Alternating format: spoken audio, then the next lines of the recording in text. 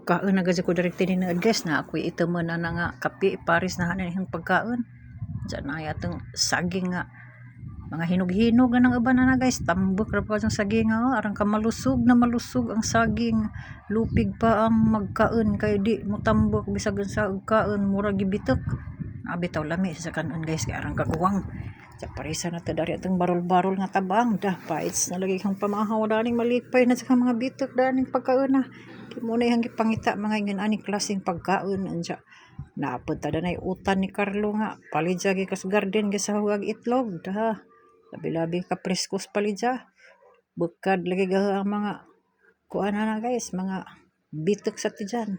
Ito mga anak tanin jo mamahaw na ta kay mudto na alas 9 na nis buntag. Nalit ang pamahaw kay daghan pa ko giasikaso. Magpadayon ta dari kaon, lami kasi ang pagkaon.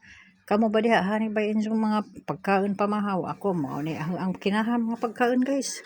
Mga pinubri pero lamion. Tambok ka saging arang kaguwang lami kanon. Anja daan na ra mo kay motiwas na ko dari kaon sa pagkaon. Mahaw.